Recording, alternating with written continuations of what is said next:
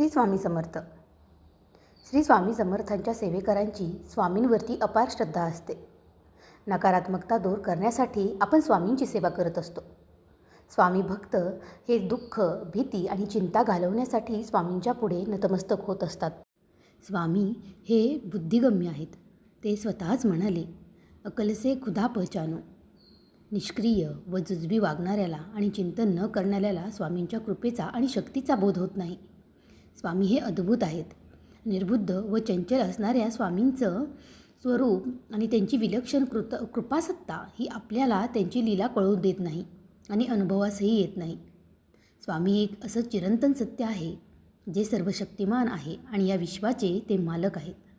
स्वामी हे अवधूत म्हणजे सर्वोच्च संन्यासी आहेत. परमहंस आहेत. स्वयंभू स्वयंसिद्ध आहेत. ते अव्यक्त आहेत. आपल्या भक्तांसाठी ते नेहमीच नाम आणि रूप घेत असतात. ओंकारातील पहिला स्वर अकार म्हणजे शेषसाई विष्णू भगवान आहेत.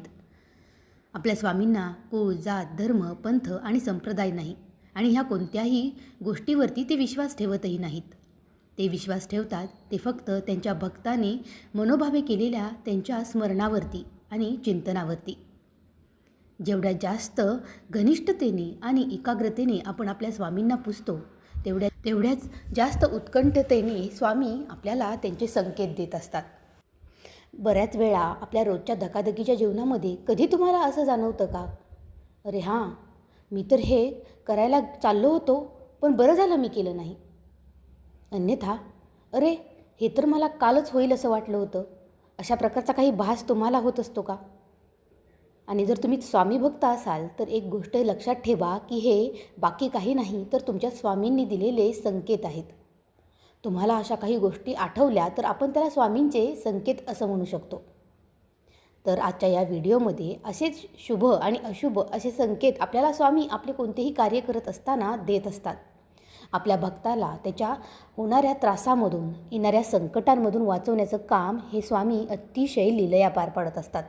आपल्याला फक्त वेळ निघून गेल्यानंतर या गोष्टी लक्षात येतात की अरे हे संकेत तर आपल्याला आपल्या स्वामींकडून अगोदरच भेटले होते. चला तर मग अशा काही संकेतांबद्दल आज आपण आजच्या व्हिडिओमध्ये जाणून घेऊया. हे संकेत शुभ अशुभ असतील किंवा त्याची जाणीव स्वामी तुम्हाला करून देणार असतील आणि तुम्हाला असा काही भास झाला होता का हे देखील तुम्ही मला कमेंटमध्ये अवश्य सांगा. आणि तत्पूर्वी जर तुम्ही अजूनही आपल्या चॅनेलला लाईक, सबस्क्राईब आणि शेअर जर केलं नसेल तर ते देखील करून घ्या. लाईक बटन क्लिक केल्यानंतर एक हाईप म्हणून जे बटन येतं त्यावरती देखील माझ्यासाठी अवश्य क्लिक करा. तुमचं एक पाऊल माझ्यासाठी आणखीन जास्त ग्रो होण्याची संधी असेल. चला तर मग व्हिडिओला सुरुवात करूया. आपण केलेली उपासना आपल्याला चांगल्या वाईटाची परीक्षा करायला शिकवते. काय घ्यायचं आणि काय सोडून द्यायचं याचं ज्ञान आपल्याला त्याच्यामुळे मिळत असतं. या सर्व उपासनेमधून आपण उत्तम आणि नेटनेटका संसार करणं, आपल्या मुलांचं उत्तम शिक्षण आणि ज्या वेळी ज्या गोष्टी हव्यात त्या साध्य करणं, ज्यामध्ये धनसंपत्ती असेल, तुमचा विवाह असेल, मनासारखी नोकरी असेल किंवा आणखीन चांगल्या वाईट माणसांची संगत असेल, अशा सगळ्या गोष्टींचं चीज आपल्याला करता येणं हे गरजेचं असतं. गुरुकृपा ही एखादी वस्तू नाही की ती मिळाली म्हणजे आपण त्याला निरुत्तर राहू शकतो. गुरु हे निरंतर असल्याची एक जाणीव आहे. आपल्या मनामध्ये सद्गुरूंची पूजा आणि नामस्मरण करणं, हा विचार येणं, दुसऱ्यांना मदत करण्याची आपल्याला बुद्धी होणं, कुटुंबाप्रती असलेली आपली कर्तव्य पार पाडणं, अशा सगळ्या गोष्टी हे देखील आपल्या स्वामींचे संकेत आहेत. अनेकदा आपल्याला असंही होतं की आपण काहीतरी विसरत असतो. एकापेक्षा अधिक वेळेस आपण मागे फिरतो आणि घराबाहेर पडल्यावरती नेमकं काहीतरी आपल्याला आठवतं आणि आपण घरी माघारी येतो. असं आपल्याला बऱ्याच वेळा जेव्हा झालेलं असतं तेव्हा असं समजा की ज्या कामासाठी आपण निघालेलो आहे ते काम होण्यासाठी काहीतरी अडचण येणार आहे. हे संकेत अप्रत्यक्षरित्या आपल्याला स्वामींकडून मिळत असतात. अशा वेळेस तुम्ही किमान 10 मिनिट तरी घरी थांबून मग बाहेर पडा. 10 मिनटं तुमचं थांबणं शक्य नसेल तर किमान 2-3 मिनटं तरी माघारी आल्यानंतर तुमच्या घरामध्ये थांबा, पाणी प्या, थोडंसं स्वामींचं स्मरण करा आणि त्यानंतर पुन्हा एकदा घराबाहेर पडा. स्वामींचं तुमच्याकडे लक्ष असतं. तुमच्या इष्टदेवतेचं स्मरण करा. ते तुम्हाला हे अशा प्रकारचे संकेत देत असतात. आपल्याला अनेक वेळा एखादी व्यक्ती केवळ 2 मिनटं उशीर झाल्यामुळे भयंकर मोठ्या अपघातातून वाचल्याचे आपण ऐकलेले देखील आहे. अशा वेळी आपलं भाग्य थोर म्हणून ती बचावली असं म्हणत आपण जी काही आपण त्यांना प्रेरणा देतो त्यालाच एक प्रकारे संकेत असं देखील म्हटलं जातं. यानंतरचा सगळ्यात महत्त्वाचा आणि शुभ संकेत म्हणजे साक्षात स्वामींनी आपल्याला स्वप्नामध्ये भेट देणं. होय, स्वामी समर्थ स्वप्नात दिसणं हे अत्यंत शुभ मानलं जातं. स्वामी तुमच्यावरती कृपा करत असल्याचे ते संकेत आहेत. तसेच स्वामी तुम्हाला मार्गदर्शन करत आहेत असाही त्याचा अर्थ होतो. स्वप्नामध्ये जर तुमच्या स्वामींचं दर्शन तुम्हाला झालं तर तुमच्या जीवनामध्ये सकारात्मक बदल घडण्याचं ते एक शुभ संकेत आहे. समस्या, अडचणी दूर होऊ शकतात आणि जीवनाचं सार्थक होऊ शकतं, असंही यामागील एक अर्थ आहे. तुमच्या जीवनामध्ये शुभता येणे, शुभ घटना घडणं हेही याचं द्योतक आहे. यानंतर अचानक जर तुम्ही रस्त्यावरून निघालेला आहात, गाडीवरती आहात किंवा कोठेही निघालेला असताना साक्षात एखाद्या गाडीवरती तुम्हाला स्वामींचं चित्र दिसणं, भिवू नकोस मी तुझ्या पाठीशी आहे असं एखादं वाक्य तुम्हाला दिसणं, हे देखील तुमच्यासाठी खूप शुभदायी आणि फलदायी असणार आहे. याचा अर्थ असाच होतो की जर तुम्हाला कोणत्या कामासाठी तुम्ही निघालेला आहात आणि तुम्हाला खूप मन अस्वस्थ करत असेल अथवा विचलित आणि चंचल करत असेल तर स्वामी तुम्हाला साक्षात हे सांगत असतात की ते तुमच्यासोबतच आहेत. त्यामुळे अशा वेळी जेव्हा तुम्हाला असं एखादं चित्र दिसेल आणि एखाद्या गाडीवरती, गाडीच्या बॅक साईडला किंवा गाडीच्या पुढच्या बाजूला तुम्हाला असं कोणतंही स्वामींचं चित्र जर दिसलं तर तसं समजा की स्वामी सदैव तुमच्या पाठीशी असणार आहेत. त्यामुळे तुम्ही ज्या कार्यासाठी चालला आहात ते कार्य अतिशय निश्चिंतपणे तुम्ही करू शकता. आपण सर्व स्वामी भक्त स्वामींची सकाळी उठल्यानंतर अतिशय नित्यसेवा आणि नित्यपूजा करत असतो. ही नित्यपूजा करत असताना आपण स्वामींशी एकाग्रतेने आणि लीनतेने त्यांच्या शरण जात असतो.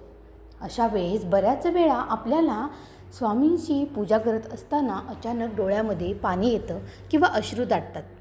आपल्याला काहीतरी बोलावंसं वाटतं आणि आपलं मन मोकळं करावंसं वाटतं. अशावेळी तुमच्यासमोर फक्त साक्षात स्वामी आलेले आहेत असं आपल्याला वाटतं, तेव्हा स्वामींचा हा देखील एक खूप शुभ संकेत असतो. तुमच्या डोळ्यामध्ये पाणी येणं म्हणजे स्वामी तुमच्यासोबत आहेत. एक गोष्ट नेहमी लक्षात ठेवा की आपले अश्रू अशाच व्यक्तीसमोर बाहेर पडतात जे आपली कदर करतात किंवा आपलं ज्यांच्यावरती प्रेम आणि विश्वास आहे. त्यामुळं जर तुमची देवपूजा करताना असे काही अनुभव आला किंवा तुमच्या डोळ्यामध्ये जर अश्रू दाटले तर समजा की साक्षात स्वामी तुमचं म्हणणं ऐकून घेण्यासाठी तुमच्या जवळ आलेले आहेत. बऱ्याच स्वामी भक्तांचा तर मी असाही अनुभव ऐकलेला आहे की कोणतीही गोष्ट करत असताना किंवा घरामध्ये एखादं कार्य करत असताना त्यांना अचानक एक सुगंधी असा वास येतो. याचा अर्थ देखील असाच असतो की स्वामी तुमच्या पाठीशी आहेत आणि स्वामी तुम्हाला तुमच्या अवतीभोवती असलेल्याचा भास करून देत असतात. असे एक ना अनेक असे नाना विविध अनुभव मी बऱ्याच स्वामी भक्तांकडून ऐकलेले आहेत. मैत्रिणींनो, असा कोणता स्वामी अनुभव तुम्हाला आला आहे ते तुम्ही मला कमेंटमध्ये नक्की सांगा आणि आपण तो जास्तीत जास्त स्वामी भक्तांपर्यंत अवश्य पोहोचवू.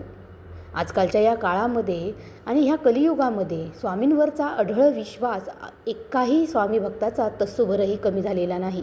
उलट स्वामी भक्तांची संख्या ही दिवसेंदिवस लाखोंच्या पटीमध्ये वाढतच आहे. त्यामुळं आपण हे स्वामी संकेत बाकी लोकांपर्यंत देखील आपल्या व्हिडिओच्या माध्यमातून जरूर पोहोचवू. आपला व्हिडिओ कसा वाटला ते देखील मला तुम्ही कमेंटमध्ये अवश्य सांगा आणि आपला व्हिडिओ आवडला असेलच तर आपल्या चॅनेलला लाईक, सबस्क्राईब आणि शेअर करायला अजिबातही विसरू नका. यासोबतच आणखीन तुम्हाला कोणती वेगळी माहिती हवी आहे का ते देखील तुम्ही मला कमेंटमध्ये सांगू शकता. आपण त्यावरती व्हिडिओ बनवण्याचा देखील अवश्य प्रयत्न करू. तोपर्यंत आजच्या व्हिडिओमध्ये इथेच थांबूया. भेटूया नवीन माहितीसह पुढच्या व्हिडिओमध्ये. श्री स्वामी समर्थ. जय जय स्वामी समर्थ.